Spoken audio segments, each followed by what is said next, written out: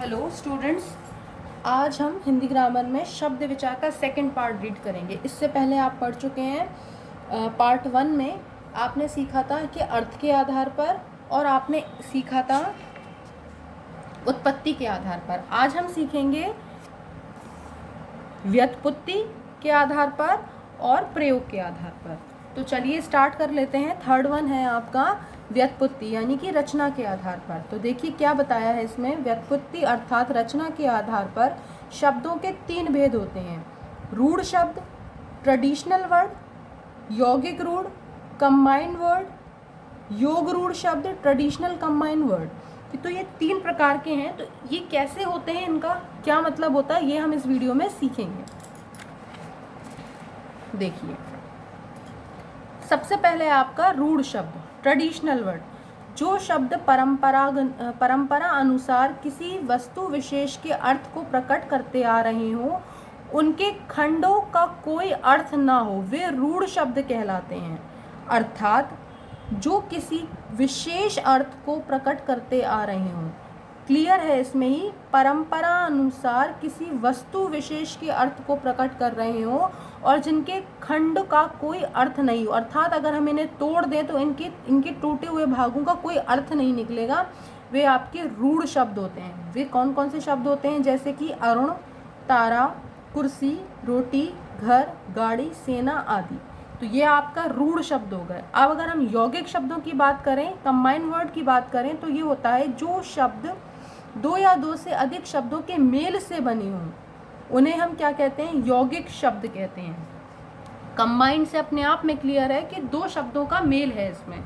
जैसे अनाथ आलय, अनाथ अलग हो गया, आलय अलग हो गया, ठीक है। मिठाई वाला, मिठाई अलग, वाला अलग। धनवान, धन अलग, वान अलग। स्नान घर, स्नान अलग, घर अलग। विद्यालय, विधन आलय, दोनों अलग, विद्या धन आलय, अलग अलग वर्ड हो गए ना। तो इनको हम तोड़ सकते हैं, ठीक है, और दोनों का अर्थ भी निकल रहा हो, तो वो होते हैं आपके यौगिक शब्द। नेक्स्ट वन है आपका योग रूढ़ शब्द। सबसे इंपॉर्टेंट है ट्रेडिशनल कंबाइंड वर्ड। जो शब्द सार्थक खंडों से बने होते हैं तथा अपना सामान्य अर्थ छोड़कर किसी विशेष अर्थ का बोध कराएं। अर्थात इनका जो ये लिखे होते हैं वो अर्थ ना प्रकट कर किसी दूसरे अर्थ की व्याख्या करें, वे आपके योग रूढ़ शब्द हो जाते हैं। जैसे पंकज, चंद्रशेखर, पीताम्बर, यशोधन, लंबोदर, दशानन, नीलकंठ आदि। नीलकंठ किसे कहा जाता है, महादेव को कहा जाता है। अर्थात लिखा नीलकंठ है लेकिन अर्थ किसी और के विषय में प्रकट हो रहा है। दशानन यानी कि दश हो जिसके आनंद, ठीक है। और यहाँ पीताम्बर, पीला है जिसका अंबर। लंबोदर यानी कि भगवान गणेश। तो ये जो वर्ड लिखे हैं ये लिखे ज़रूर है पर अर्थ किसी और के विषय में प्रकट कर रहे हैं। तो ये क्या हो गए, आपके योग रूढ़ शब्द हो गए। अब हम देखेंगे प्रयोग के आधार पर। तो प्रयोग के आधार पर देखिए क्या बताया है। प्रयोग के आधार पर शब्दों के 2 भाग बताए गए हैं।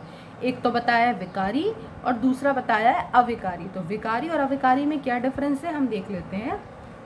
काल, कारक, लिंग, वचन व पुरुष आदि के कारण जिन शब्दों का कोई रूप परिवर्तन हो जाता है वे विकारी होते हैं। मतलब कि इनको काल के आधार पर, कारक के आधार पर, लिंग के आधार पर, वचन के आधार पर, पुरुष के आधार पर हम इनका अर्थ बदल सकते हैं। इनको मतलब हम कह सकते हैं वह लड़का जा रहा है, हम ये भी कह सकते हैं वह लड़की जा रही है। तो हमने इसको लिंग के आधार पर बदल दिया ना। तो जिन शब्दों को हम लिंग के आधार पर और इन सब के आधार पर बदलते हैं वे होते हैं आपके विकारी।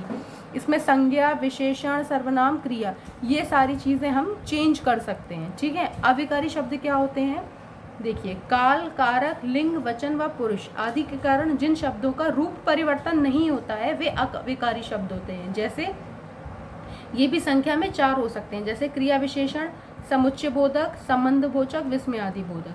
तो ये भी 4 प्रकार के, इनके भी 4 प्रकार होते हैं, ठीक है। तो आपको समझ में आया विकारी और अविकारी शब्द क्या होते हैं। तो ये आपका चैप्टर नंबर 3 कंप्लीट हो गया, जिसके बारे में आपने शब्द के बारे में सीखा कि शब्द क्या होता है।